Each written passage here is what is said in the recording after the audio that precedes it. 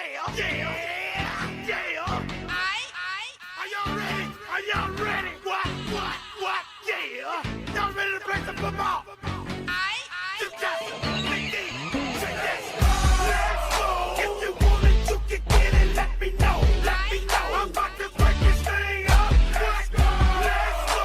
If you want it, you can get it. Let me know. Let me know. I'm about to break this thing up. If you want some, come get some. Mississippi State fired the shot heard around the football world. 4-yard line, and you see Tyrone Keys playing his best game of his career, coming in and knocking the quarterback loose from the ball. Billy Jackson coming from the other side. From there, with the seconds ticking away, Alabama went with its strength. Wishbone, triple option right. Quarterback Don Jacobs never had a chance. Big Tyrone Keys pounded him. Billy Jackson, who recovered the fumble, was named the National Lineman of the Week for his outstanding defensive performance against the Crimson Tide. Mississippi State had won a great football victory. Perhaps, just perhaps, its greatest ever.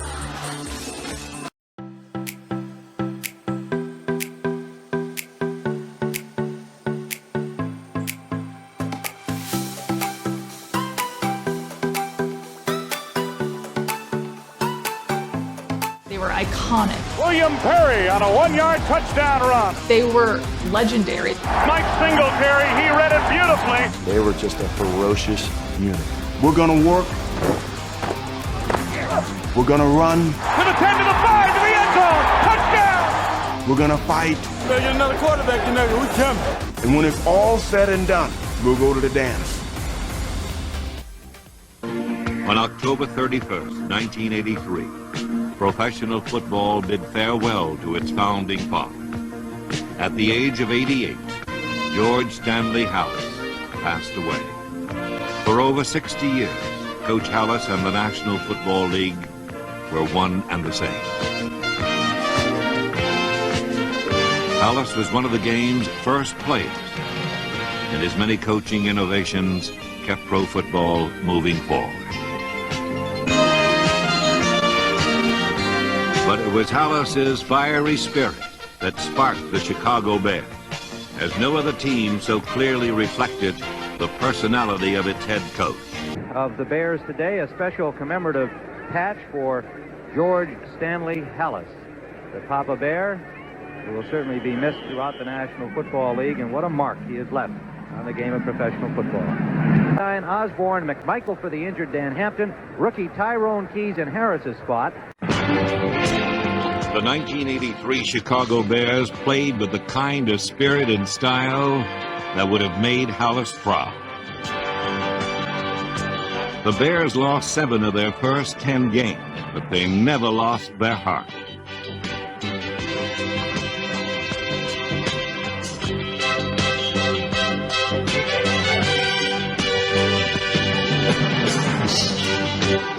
By winning 5 of its last 6 games, Chicago finished strong.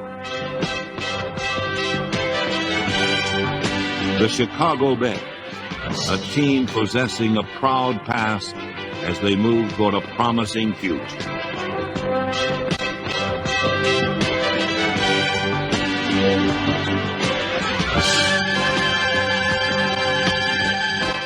Tyrone Keys and Al Harris certainly have been two key components here today defensively for the Chicago Bears.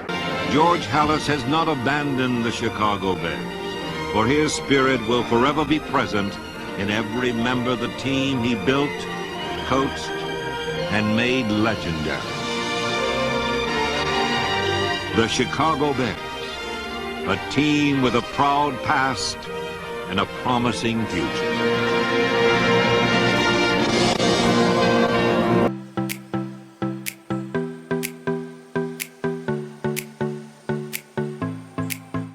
Don't talk about the spread, but you beat it by 3 times at least with the 46-10 victory.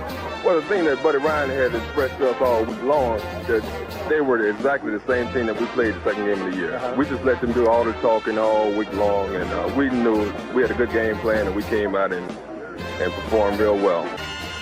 Isn't it too bad your dad wasn't here to see this? I just never forget, as a kid, watching all the Super Bowl games and watching Monday Night Football, and my mom said, it's time to go to bed, but I said, no, Mom, I want to play pro football one day. And I never would have ever thought that when my dad took me outside to kind of throw the ball around, that this ball would have taken me places. You got to talk about the spread, but you beat it by 3 times at least with the 46-10 victory.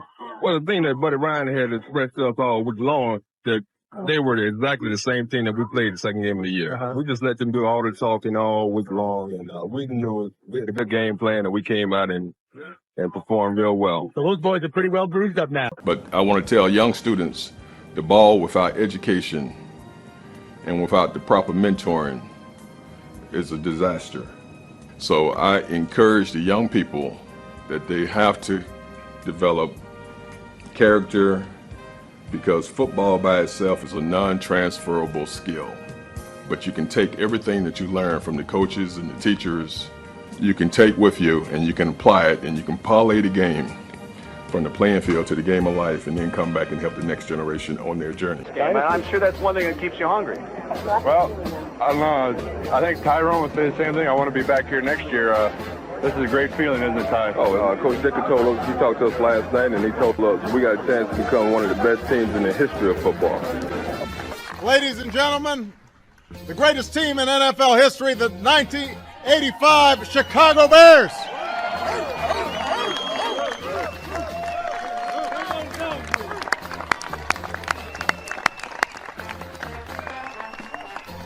Now, I know that may get me into some trouble in some cities that I visit, but I believe it is the truth.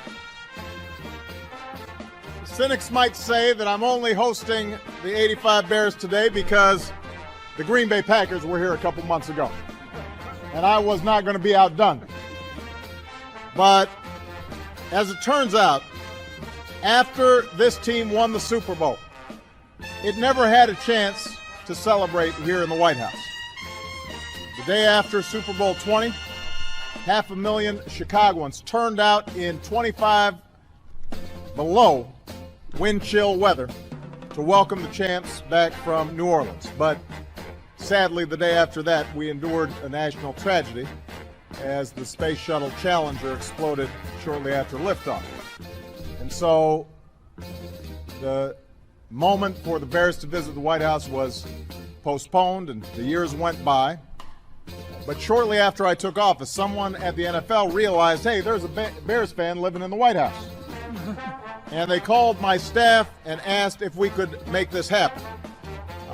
And so today I'm proud to say to the players, to the coaches, to the staff of the 1985 Bears, welcome to the White House for this well-deserved and long overdue recognition.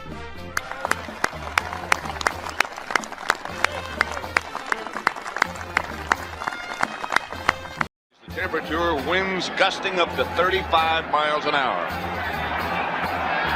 And we'll see as the afternoon progresses what kind of an effect that will have. Butler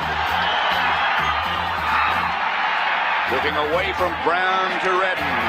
Floats down at the 5, and Redden brings it out from there to about the 18. Cliff Thrift down to make the tackle. This time is where Buddy Ryan has a new wrinkle, and that is to put Tyrone Keys in on passing down. They have their foot direction. Handed away by Tyrone Keys. That was part of their package. That was part of the scheme. He's 6'8", and he batted it down.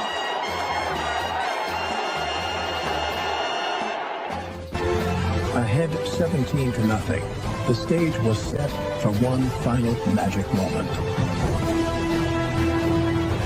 And now the winner that everybody talked about. I wonder if finally arrived. Maybe they're cheering for the snow. The best thing about that day was the last fumble.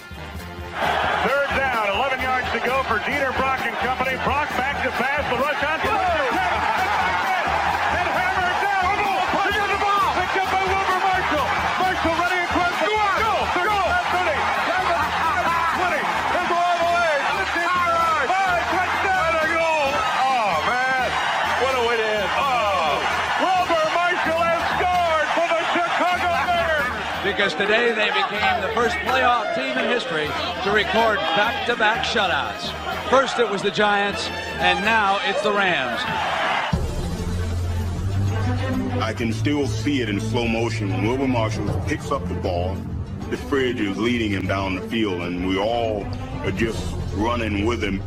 Fridge ain't losing no ground now. He's right with him. You can't write a script for this, just the way it all ended. Not to get theatrical, but I mean, how better can you write a script here for crying out loud? When the snow starts coming down and the fans went absolutely crazy.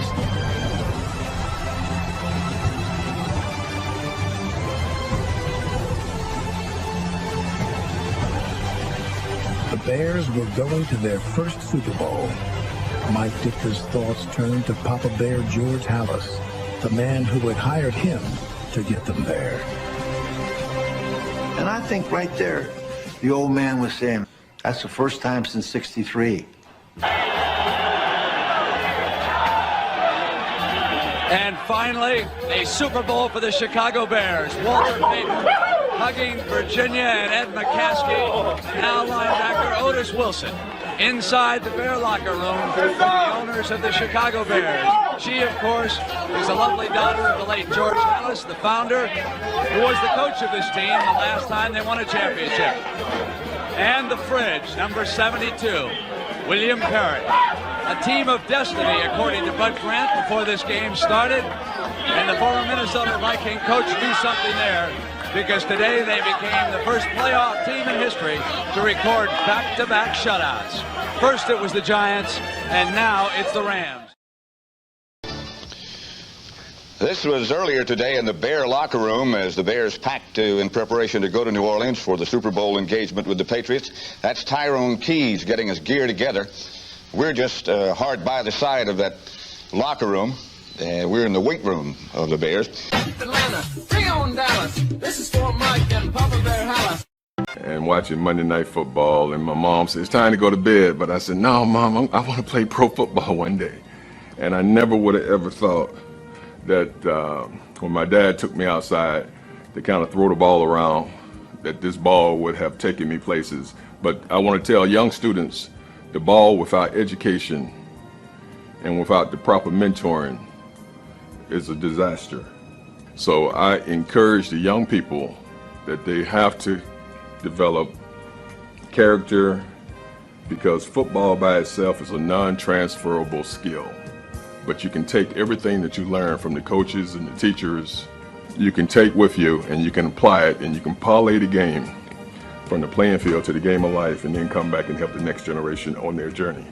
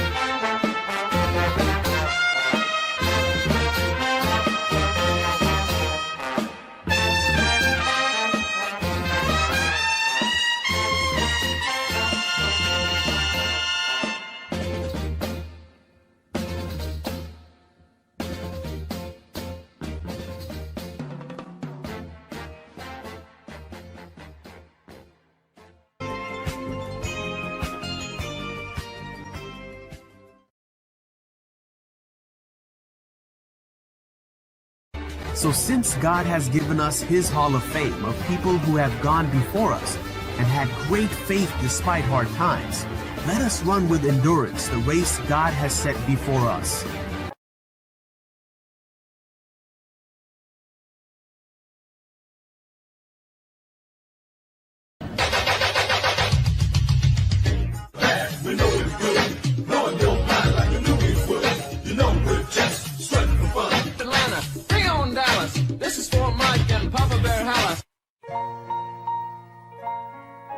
Hebrews 11 tells us that faith is the confidence that what we hope for will actually happen.